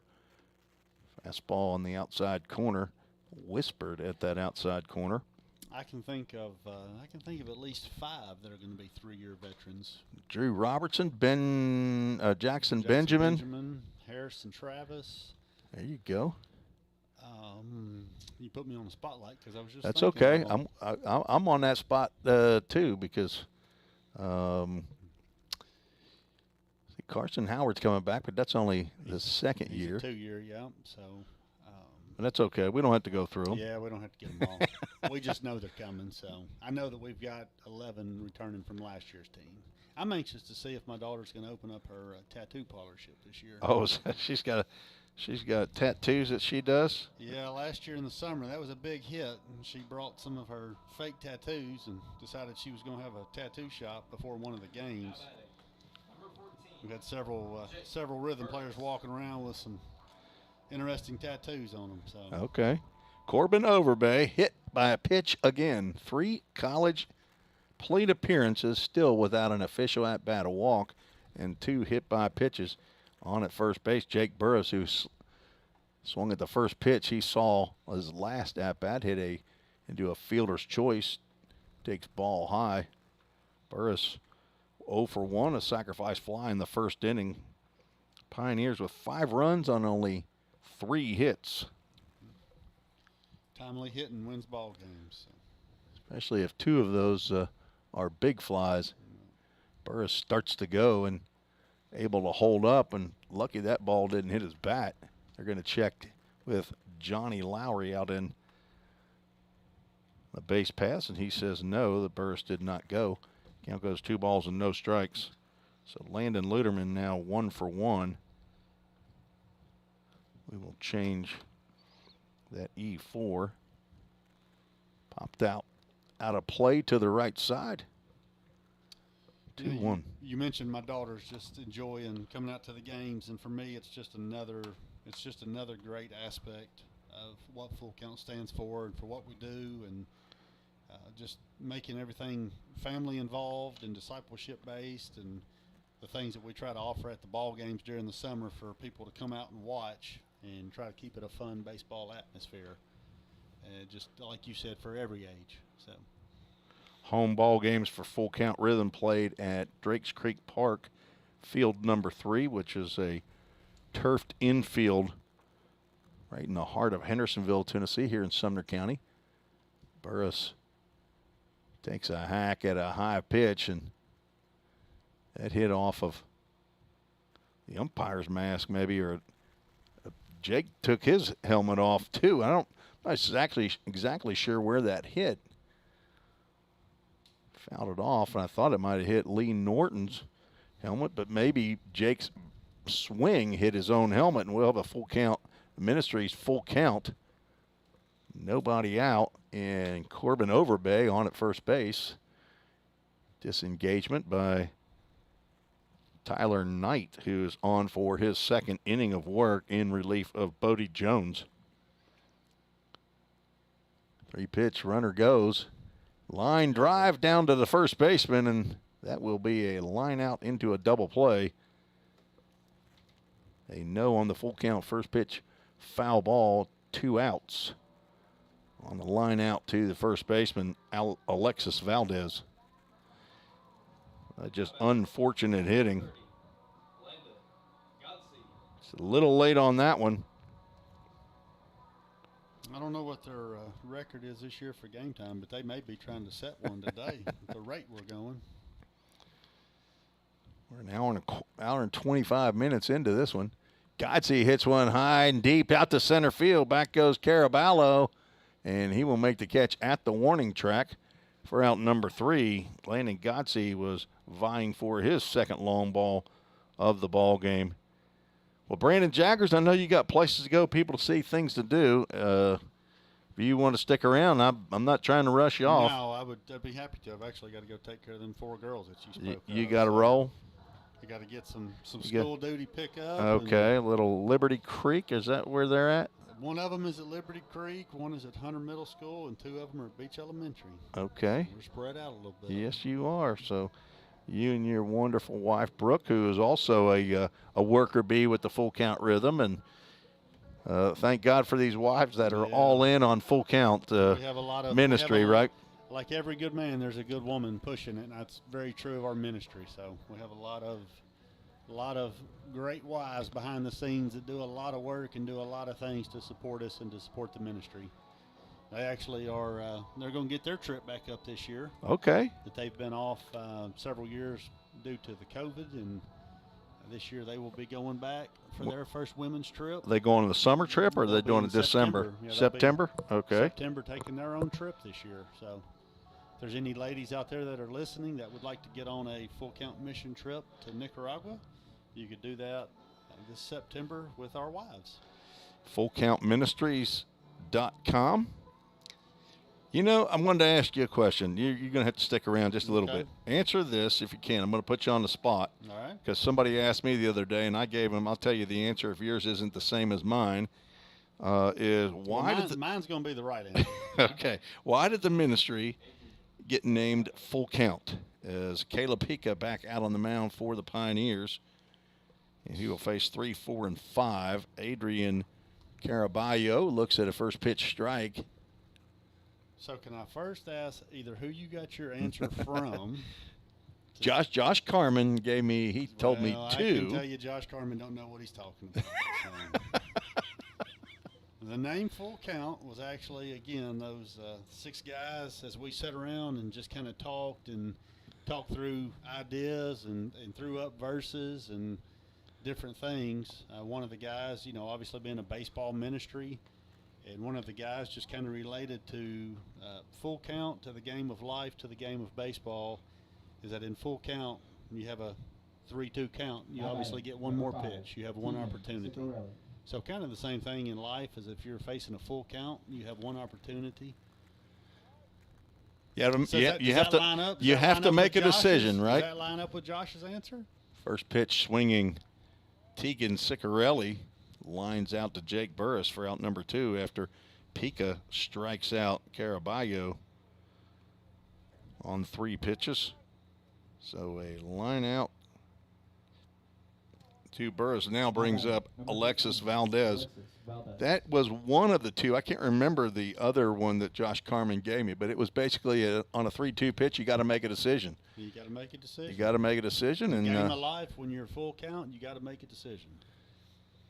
So just as this life is a test for the life to come, as Pica pours in a strike, 1 ball, 1 strike. So 3-2 is obviously called a full count. So that's your answer. That is okay. That is the answer. So I believe I could credit that with John Smithson. I believe who's John Smithson, original members and one of our board members. I think that the full count idea was something that just came to his mind. Ground ball to first base again. Landon Godsey. He don't have a lot of good ideas, but that was a good one. Oh, you kidding me? John Smithson's a man. Let me get the second out up there, and now the third out is Caleb Pica faces 6 batters, strikes out 3, and retires all 6 batters in order. Pioneers still lead after 5.5 innings, 5-3. So let me tell you the what prompted this question is on Sunday at church. One of the guys, Zach Jackson, who you've met, former Major League pitcher, left-hander, who attends our church and then coaches in the Full Count Fall League with me at Team Reese. He asked me where the name came from, and I told him basically what you just told me about you got to make a decision. Yeah. He said that his father, who is recovering up in a Pittsburgh rehab facility. Tom is his name. He asked about Full Count after Zach brought him a hat, and he said, where did the name come from? And Zach said, I don't really know. I'll ask Tim Reese. But his dad said, I wonder if it's because of this, that Jesus is the only one who can take 3 nails and 2 pieces of board and build a bridge for us to get to heaven. What do you think about that one? That's a great analogy. 3 and 2. I think it's 3 nails? I think that's a whole lot better than what John Smithson did. I'm going to tell you, that one gives me goosebumps. Yeah, that's, that one gives me goosebumps. How about we credit that one to you? Well, Well, I don't know. Tom Jackson might have to get credit Yeah. for that one, but 3 nails and 2 boards. I've been known to take some good ideas from other people and use them, but I'm not sure I want to credit that one to myself. So That's a pretty good one. Well, Brandon, I'll let you go, buddy. It's great having you up here, and you're welcome to come back anytime. well, Check the schedule and to talk Vol State baseball, Full Count Ministries. But thanks again for joining us on the Vol State Sports Network. well, I thank you for having me on and letting me come up and sit with you and share some stories and watch some baseball. Mizell lifts one out to left field, and this ball will get into the parking lot. He hit that ball on the hand. I'm telling you, he didn't even get that one, did he? That is his second home run, and both solo shots. He now has 12 on the season, does Jace Mizell. He got that one over the head of Kevin Claxton out in left field. Gives a high five to his roommate Carter Vrabel. Pioneers now lead 6-3. Now batting, number 10. Well, I've enjoyed being here today, Tim. I thank you for having me on, and it's great to come back and visit the campus and watch some baseball here at Vol State. I've got a lot of great memories from being up here. Looks a little different up here, though, doesn't it? It's a little different. When I was here, there was a big old green wooden fence out there in the outfield, but it looks really nice up here. They've done a great job of keeping it up and taking care of the field. Great place to be, great place to play baseball. So for these young guys up here, the part of the press box gang who are here on a medical red shirt, it's good for them to hear. Tyler Holsworth, who's on a medical red shirt, freshman from Norcross, Georgia, and Alex Qualls will be a red shirt sophomore next year, rehabbing arm injury as well from Lipscomb Academy. It's good for them to hear about Vol State alumni stuff from a fairly young guy. Yeah. You're younger than me. My youngness is going away, so. Along with that hair is a 3-0 pitch. With every second. Mashed down just by Coach McGuire. Have you gotten to know Jim McGuire at all? I have not. I actually know him back from my days here at Vol State and then at Belmont because we always played middle. So Okay. I got to know him from that, played against him as he was coaching. So great man, great for the baseball community. I'm looking really forward to seeing what he'll do here at Vol State. Well, he's in his second year done a great job, in my opinion, already. Breaking pitch in there for a called strike. Carter Vrabel will see a Full Count Ministries full count. Well, I know that he would say you're welcome to come by and make sure to introduce yourself to him if he able to before a game. And I know he knows about you. That pitch has popped up and should get out of play. It will.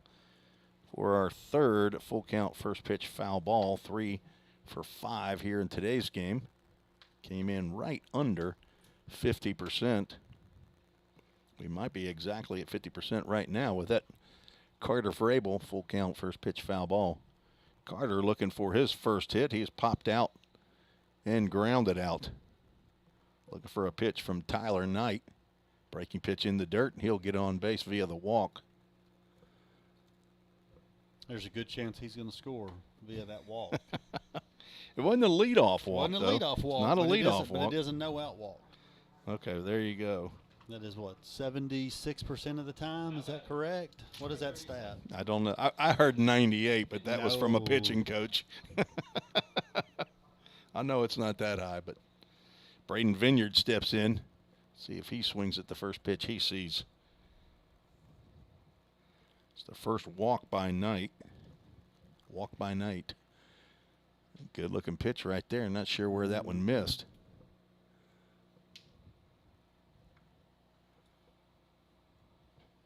Well, Tim, I got to get out of here. I was going to say you sticking I've gotta like go, you got so. like you can hang tight. But again, Brandon Jagger's been our guest, and it's been great having him. I enjoy my time around Brandon and his family anytime I get. So thank you again, Brandon, for coming. Thank you. Much appreciated, All right. Tim. All right, buddy. That's Brandon Jaggers, 1997 and 1998. alum at Vol State, right-handed pitcher. We didn't even get into who all your crazy teammates were. Chad Cade was one of your teammates, is that right? And throw over to first base. You had a lot of crazy ones. Chad Cade. I was fortunate. Yep. Well, next time you come on, we'll tell some stories about some of those guys. Come back. We play Friday and Saturday. I know you're doing nothing.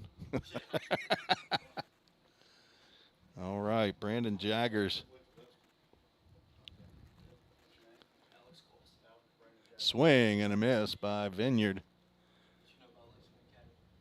I'm fixing to find out a little bit more about it, so because I'm one of the mentors for Rhythm. Vineyard from Paducah, Kentucky, just up the road from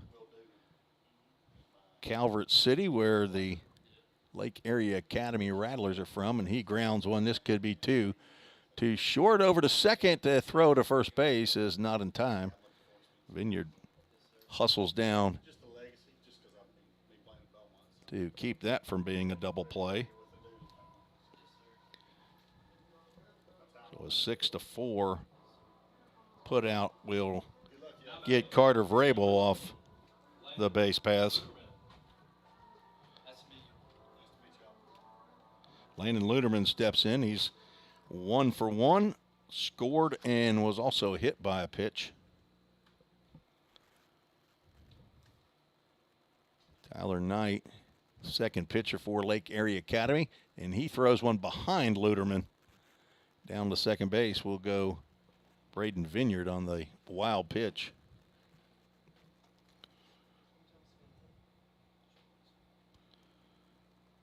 Two hit batters by Tyler Knight, 1 walk, and he's given up 1 hit. That was a big fly to Jace Mizell, who was getting out of that 0 for 5 strikeouts in a row slump in fashion here today. Luderman pops this one up on the left side of the infield. Ciccarelli back, and he will drop that ball. It will hit out of his glove. That will be an error on Ciccarelli. I'm not sure what exactly happened with that pop-up, but he never looked like he was in control. On the play, Braden Vineyard moves over to third base, and we'll have a line-to-line, runners at the corners. Line-to-line. Put up the netting and padding around the dugouts and the bullpens for the Pioneers, owned by Bill Marbett. Stephen Dodson also contact over there. 1 out. Matt Hall squares to bunt, and that ball gets away from the catcher, who has no idea where the ball is. Vineyard will come in to score, and Luderman will scoot on over to third base on the wild pitch. Pioneers now lead 7-3 as a 2-base wild pitch moves Luderman to third. Not a lot of hits for the Pioneers today, but a lot of hit by pitches, walks, errors. Just not a lot of pretty baseball here today. Matt Hall drives in run number 8 with a line drive out to left field. Luderman comes in to score.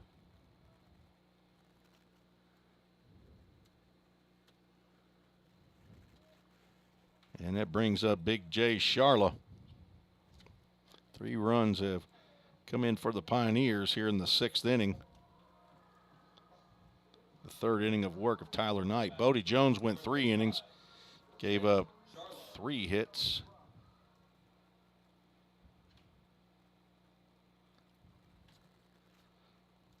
Five runs, 4 earned.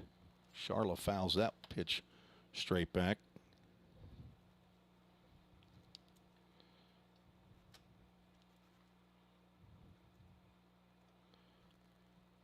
Jones walked 2, struck out none, gave up 2 home runs, and did hit a batter. Jay Charla looking for his first hit of the ball game. He's 0 for 2 with 2 flyouts. Runner goes. There's a shot into right field that will get through. Continuing on to third base as Matt Hall, as the throw comes back into the infield. Would assume that's a hit and run, and it just eluded Second baseman Cam Barton's glove on into right field as Matt Hall did not stop. Number 25, Corbin Overbay. Corbin Overbay steps in. Second baseman for the Pioneers. Looking for his first collegiate hit. There's a pitch that gets away from catcher Tanner Whitaker. Take an RBI away from, or chance from Corbin Overbay as that ball gets away. All right, fellas.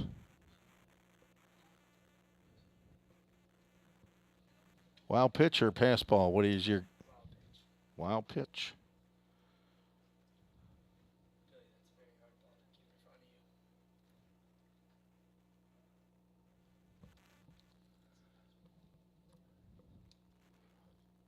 One ball, no strike to Corbin Overbay. Does have a runner out at second base now in scoring position. And there it is, his first collegiate base hit. Charlo will stay at third base. Another line-to-line runners at the corners. Corbin Overbay with his first collegiate hit, now 1 for 1 in his collegiate career. Has a walk and 2 hit by pitches. He's 4 for 4. Number 14, Jake Burris. Jay Charlotte third, Overbay at first.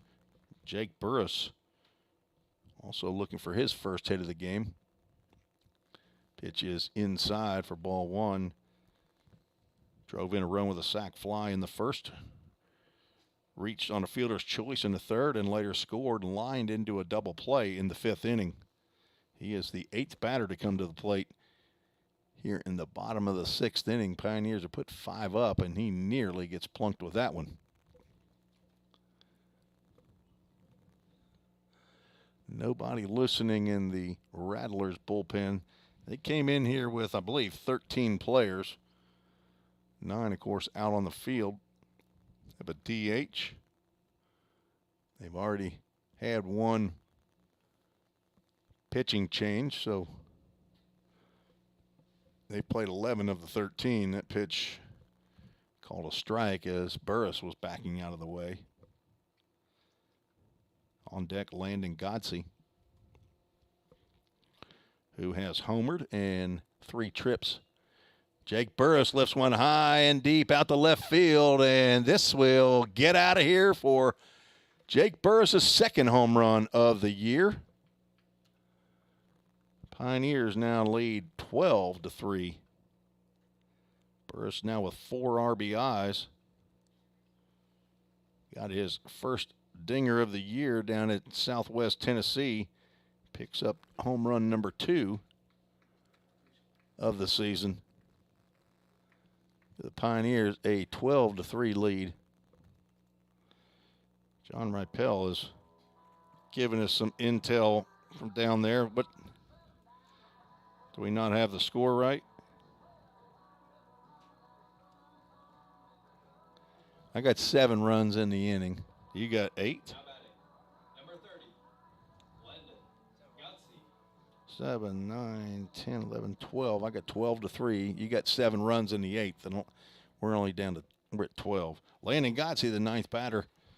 1 out, nobody on. That ball misses inside.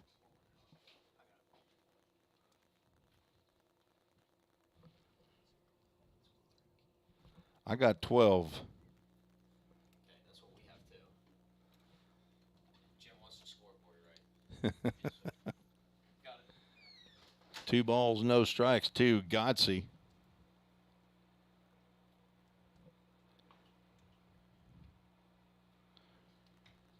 High pop up, shallow center field. Back goes the shortstop. In comes center fielder, but shortstop Ciccarelli makes the catch.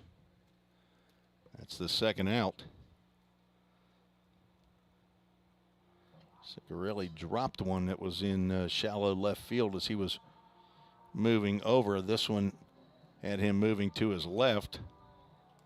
And Jace Mizell steps back in the batter's box. He led this inning off with a solo home run to left field, his second long ball of the game and 12th of the season.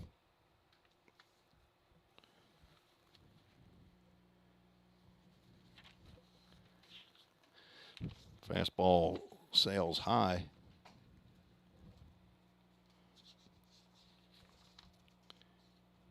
Jace a year ago had only 3 home runs, 36 RBIs. He's eclipsed both of those marks this year. He came in with 10 home runs and 36 RBIs. Now has 12 home runs and 38 RBIs. Pops that one up over the newly remodeled press box. Game 1 of a doubleheader today. 30 minutes approximately after the end of Game 1, we'll start Game 2. Pop up into shallow right field. Alex Matter, the right fielder, will come in and make the catch for out number 3. Pioneers put 7 on the board. There will be unearned runs to be sure on 1, 2, 3, 4, 5 hits. 2 home runs, one by Jace Mizell, solo shot. Jake Burris hit a 3-run home run to give the Pioneers a 12-3 lead. We'll take a break. You're listening to the Vol State Sports Network and 88.5 WVCP.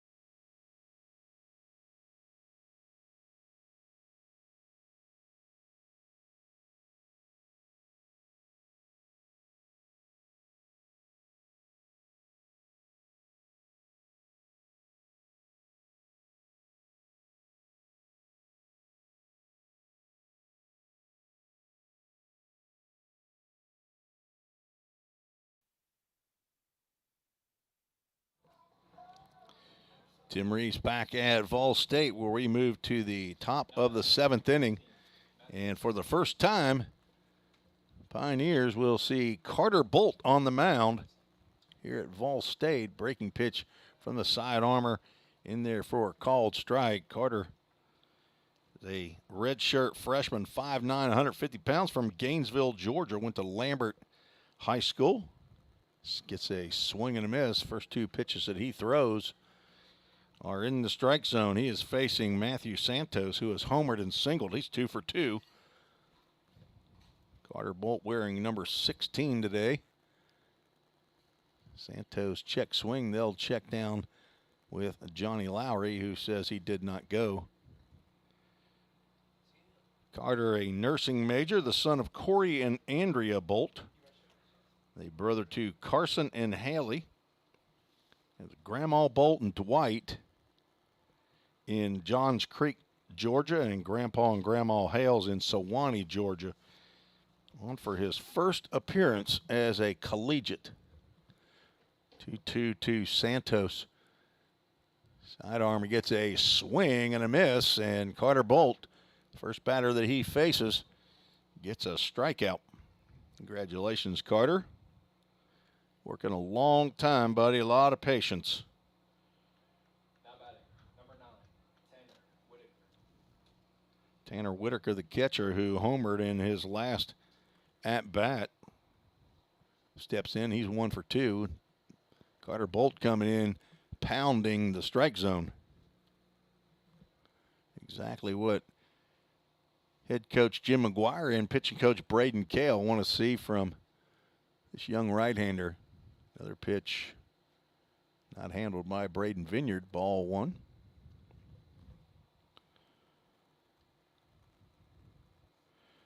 Pioneers with home runs by Jake Burris, Landon Godsey, and 2 by Jace Mizell. Lead 12-3 over Lake Area Academy. Top of the 7th inning. This game is scheduled for 7 innings. We got started right at 1 o'clock. Carter Bolt misses inside with that pitch. Now going to 3 balls, 1 strike count. 2 home runs for Lake Area Academy. Tanner Whitaker, who's at the plate right now, and he lifts one to left field. Jay Charla over toward the line, and he will reach up and make the catch for out number 2. Carter Bolt now retired the first 2 batters that he's faced. Both of those hitters were the home run hitters for Lake Area Academy. Now Alex Matter, the right fielder, is 0 for 2, steps in. The last hope for Lake Area Academy is Kevin Claxton stands on deck, hoping to get his 3rd at-bat. Swing and a miss. Carter Bolt got that. It's not as severely a sidearm as Landon Tucker is, but he comes down just a little bit. 0-2 count now. Carter Bolt pitching with sense of urgency and excitement, I'm sure. The 0-2 pitch, swing and a miss.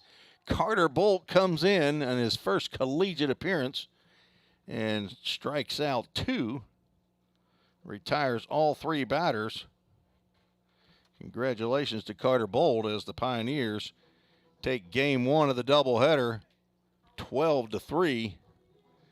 Move to 23-17 on the season. Don't have a record for Lake Area Academy. We'll take a quick break and then I'll come back with some totals. We'll be right back on the Vol State Sports Network and 88.5 WVCP.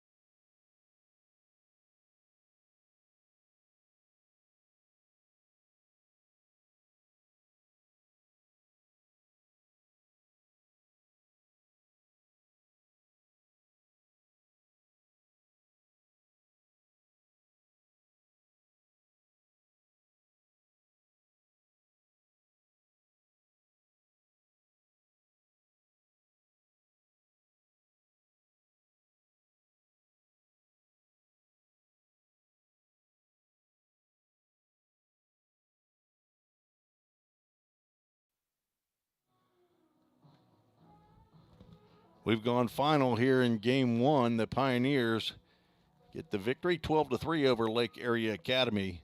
Lake Area Academy, 3 runs, 3 hits, 3 errors, 2 runners left on base. Pioneers, 12 runs, 8 hits, no errors. They left 1 runner on base. Nathan Rhodes will get the victory and move to 4-0 on the season. Losing pitcher Bodie Jones, no save. The game lasted an hour and 54 minutes. The Pioneers moved to 23-17 in their 40th game of the year. The right rug flooring player of the game will have to be Jace Mizell with 2 home runs. His 11th and 12th 2 RBIs. Also, Jake Burris, also 1 for 3, had 4 RBIs, but Landon Godsey with a home run, 1 for 4. Jace Mizell, our right rug flooring player of the game. Thanks to Kerry Gilbert at Right Rug Flooring for the donation of carpeting and installation here in the press box. And our Full Count Ministries verse of the game. Again, thanks to Brandon Jaggers for coming up and visiting with us, a Vol State baseball alum, also one of the charter members of the Full Count Ministry, or one of the men who started the ministry. John 6 is where we will find our Full Count Ministries verse of the game. John 6, verse 35, then Jesus declared, I am the bread of life. Whoever comes to me will never go hungry, and whoever believes in me will never be thirsty. John 6, verse 35. Let's check and see if we had any emails, and I didn't put my email address, but Suzanne Godsey is listening in, along with Paul, the parents of Landon Godsey, and great to have them. I'm sure the Mizell clan and the Mizells and the Rices, the McDaniels, the Burrises, we got a lot of folks that listen in regularly. Charlas. I know I'm missing some. I'm sure that Mark and Tracy Hall and the Luderman family, Daniel and Shannon, if they were able to, are listening in. Mike, Jennifer Vrabel. It's always great to have you folks listen in, especially you regulars. Pioneers get game 1. Not sure who the starting pitcher for game 2 will be, but I'm sure we'll have some different fellows in the lineup for game 2. I'll look forward to seeing that lineup, and we'll get you that Toyota Gallatin starting lineup as soon as we have it. We'll be back in probably about 20 minutes. Thank you for joining us today on the Vol State Sports Network and on 88.5. For Athletic Director Bobby Hudson and Head Coach Jim McGuire, this is Tim Reese saying so long for now. We'll be right back after a short break. God bless you all.